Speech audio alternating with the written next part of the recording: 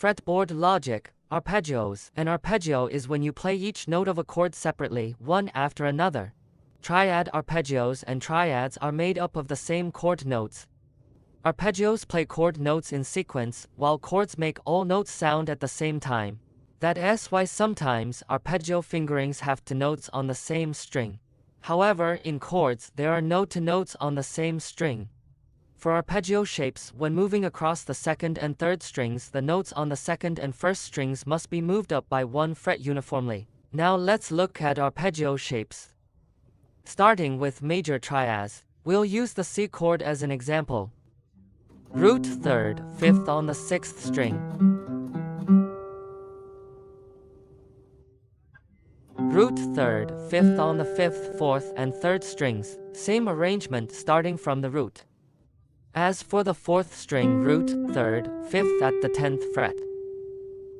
On the third string, start with C at the 5th fret. Root third, fifth. The second fingering has the third and fifth on the same string. Still C root third, fifth. Root third, fifth on the fifth string. Root third, fifth at the 10th fret of the fourth string. Since we don't cross the second and third strings, these three shapes are all the same. When moving to the third and second strings, it's still root third, fifth. But the note on the second string is moved back by one fret. When moving to the second and first strings, their relative interval relationships are the same as those between the fifth and fourth strings, sixth and fifth strings, and fourth and third strings. So it's the same on the second and first strings. Placing it here also uses this fingering. Only the transition between the third and second strings uses this specific fingering. The third shape has the root and third on the same string. Root third, fifth, C on the fifth string. On the fourth string, C on the third string. Add one fret for the root third, fifth, forming this shape. As for C on the second string, root third, fifth. Same as the pattern on the sixth, fifth, fifth, fourth, and fourth, third strings. This is a major triad. Now if we play an A chord, we can use three shapes: root third, fifth, root third, fifth, or root third, fifth. Additionally, A on the fourth string follows the same rule: root third, fifth, root third, fifth, root third, fifth. Let's move on to other types of arpeggios: minor triads, diminished triads, and augmented triads. On the next page, we'll organize them into unified shapes. For now, just understand the composition logic of these chord arpeggios. A minor triad is a major triad with a flattened third. We'll still use the C chord as an example. C at the 8th fret of the 6th string, 1, flat third, 5. C at the 3rd fret of the 5th string, 1, flat third, 5. C at the 10th fret of the 4th string, 1, flat third, 5. C at the 5th fret of the 3rd string, 1, flat third, 5. The second shape. Starting with C, 1, flat third, 5. C on the 5th string, 1, flat third, 5. C on the 4th string, 1, flat third, 5. For C on the 3rd string, there's a change. Move all notes back by one fret uniformly, 1, flat third, 5. C on the 2nd string is the same. 1, flat third, 5. At this point, we can't play this C anymore, because the open 1st string is a third, which can't be flattened further. So we can only use this fingering. The third fingering, root and third on the same string. C at the 8th fret of the 6th string, 1, flat third, 5. 3rd fret of the 5th string, 1, flat third, 5. 10th fret of the 4th string, 1, flat third, 5. 5th fret of the 3rd string 1, flat 3rd, 5. Add 1 fret on the 2nd string. 1st fret of the 2nd string 1, flat 3rd, 5. This is the shape of a minor triad. A diminished triad is a minor triad with an additional flattened 5th, flat 5th becoming 1, flat 3rd, flat 5th. Alright, using this C. Flat 5th can't be flattened further. 1, flat 3rd, flat 5th. Then C on the 4th string. 1, flat 3rd, flat 5th. C on the 3rd string. 1, flat 3rd, flat 5th. This is a diminished triad. Augmented triads also have 3 shapes. They are major triads with a raised 5th becoming 1, 3rd, sharp 5th. 5th string 1, 3rd, sharp 5th. 4th string 1, 3rd, sharp 5th. 3rd string 1, 3rd, sharp 5th.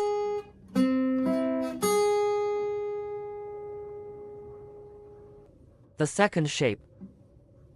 1, 3rd, sharp 5th. This C 1, 3rd, sharp 5th. 4th string 1, 3rd, sharp 5th. 3rd string 1, 3rd, sharp 5th. 2nd string 1, 3rd, sharp 5th. Add 1 octave 1, 3rd, sharp 5th. The last shape, root and 3rd on the same string. 1, 3rd, sharp 5th. Then C on the 5th string 1, 3rd, sharp 5th. C on the 4th string 1, 3rd, sharp 5th. C on the 3rd string 1, 3rd, sharp 5th. C on the 2nd string 1, 3rd, sharp 5th.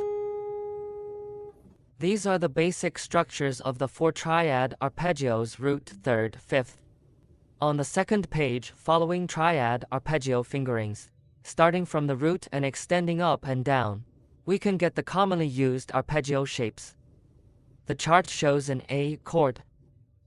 Let's first look at the A major triad. Open A on the 5th string root 3rd, 5th. This is one shape. Then root 3rd, 5th. This is a shape on the 3rd string, which forms the 2nd fret position of the A chord.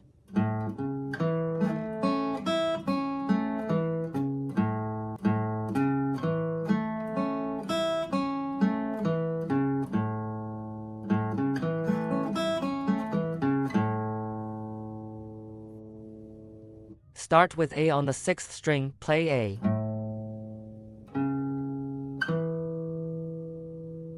Then the second shape. Then back to this A. This forms the G shape.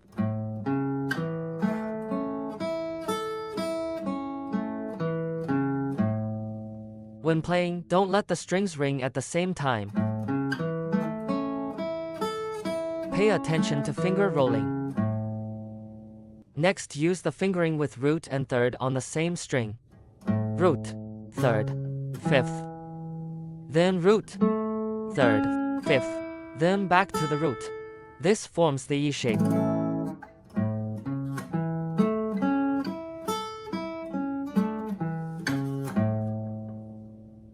The next fret position starts with the tonic on the 4th string. Root, 3rd, 5th.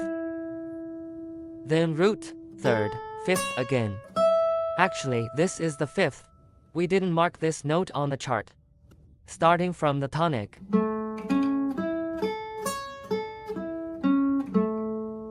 Add the 5th and 3rd below it, then add the note at the 5th fret. Actually, the 5th fret is just an auxiliary note. For this shape, we start playing from the 3rd.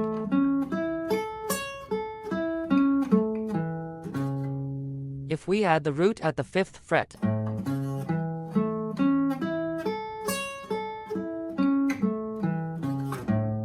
it becomes this shape. You can start playing from the 3rd.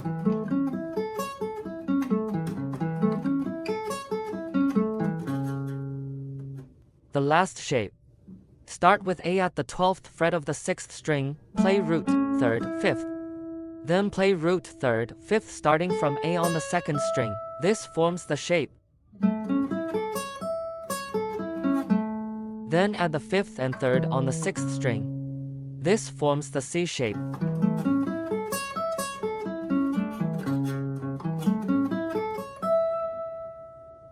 On this chart, the root, R, plus the grass green notes are the chord shapes associated with this arpeggio. Let's take a look. First A chord.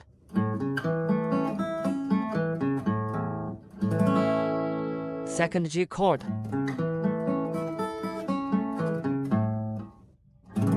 Third E chord.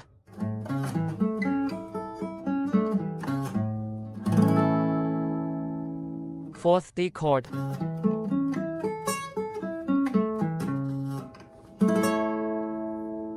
Fifth C chord.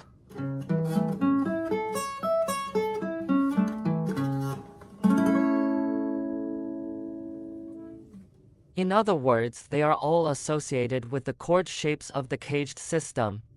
Following the same logic, you need to focus on the position of the root R. Placing it on different notes creates different chords. If we play a C chord now, place R on C, first fret position.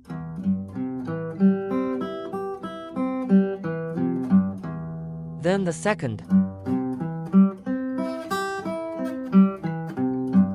third,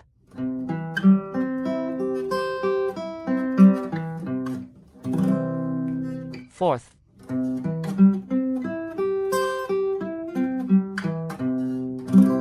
fifth fret positions.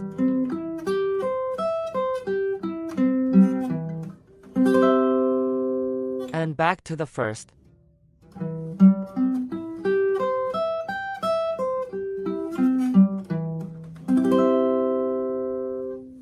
This is the major triad arpeggio. Next, minor triads. Minor triad arpeggios are major triad arpeggios with all thirds flattened by a half step, forming these shapes.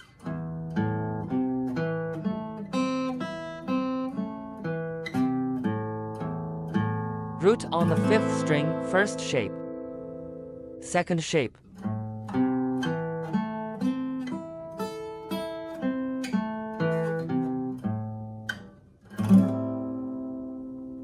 Third shape.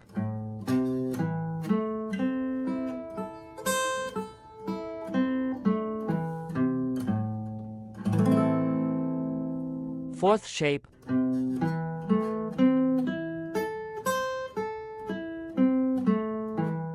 Root on the fourth string. Fifth shape.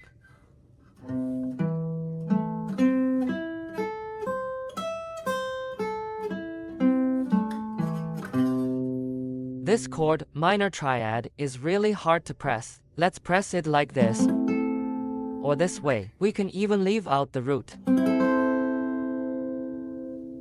These are the 5 shapes for minor triad arpeggios. Then, raising the fifth of a major triad gives us the shape of an augmented triad. Flattening the flat fifth of a minor triad gives us the shape of a diminished triad. These shapes aren't listed on our cards, but if you're interested, you can figure them out by yourself. The 3 types below are commonly used 7th chords. They are all formed by adding a 7th note to a triad, creating different 7th chords. The first one is the A major 7th chord. A major 7th chord is formed by adding a major 7th note to a major triad, root 3rd, 5th, creating this fingering for the A chord.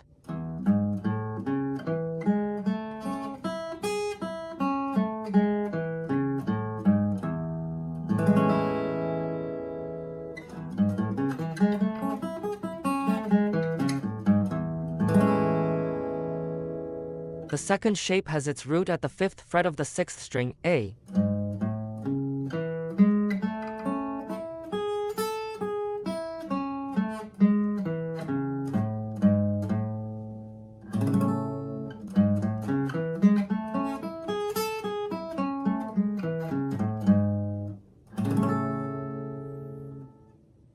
The third shape.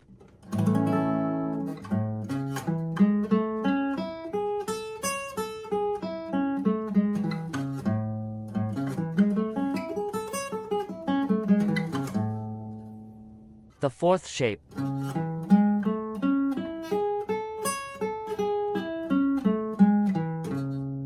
note that its root is on the 4th string.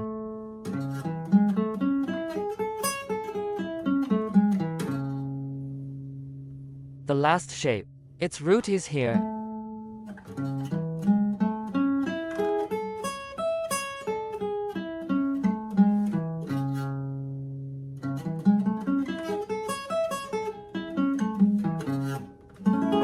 And this is a major 7th chord. Now adding a minor 7th note to a major triad turns it into a dominant 7th chord. Let's add it now. 5th, flat 7th, root, 3rd, 5th, flat 7th, root, 3rd, 5th, flat 7th.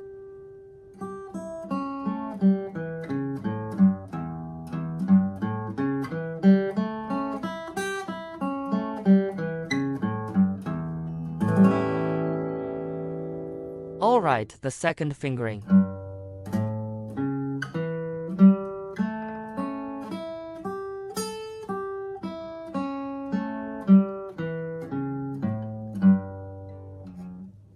This one. It's really hard to press. This chord is tough to play.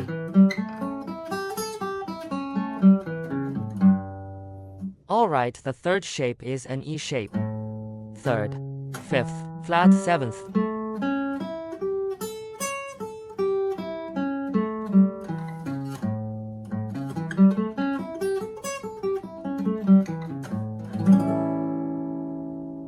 The 4th shape.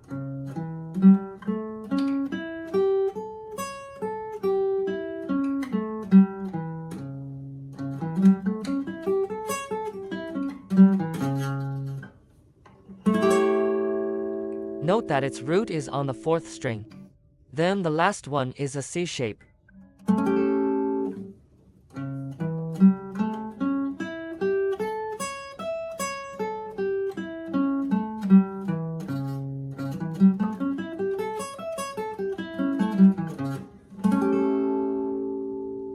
These are the arpeggios for dominant 7th chords. Finally, minor 7th chord arpeggios, formed by adding a minor 7th to a minor triad.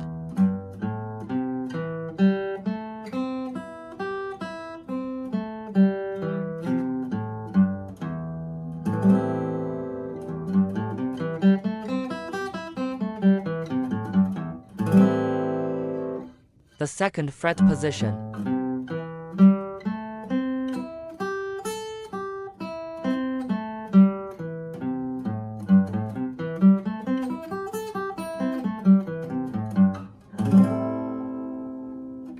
The third fret position is an E shape.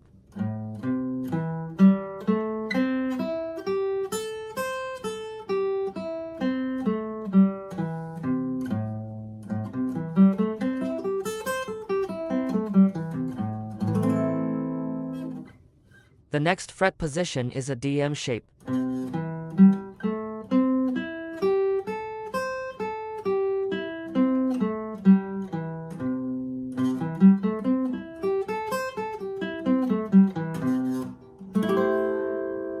The last fret position is a C shape.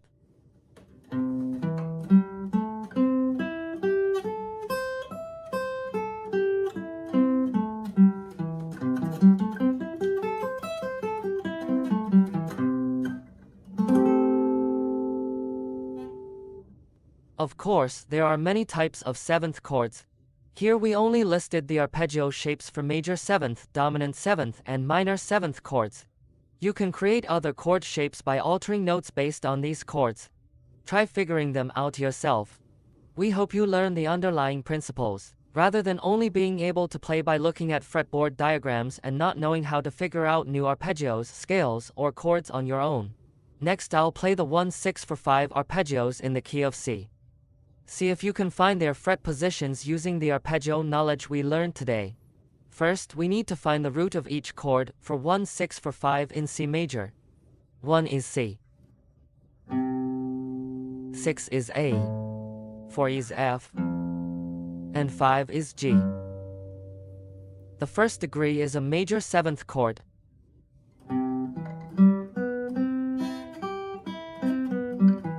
Add the 7th note on the first string.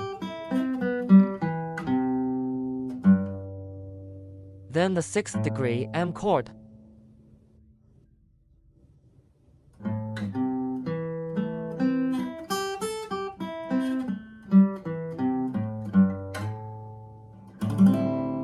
Then the 4th degree F chord.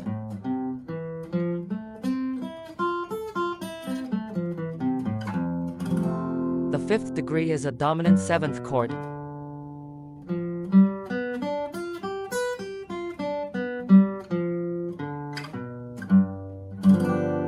Then back to the 1st degree major 7th.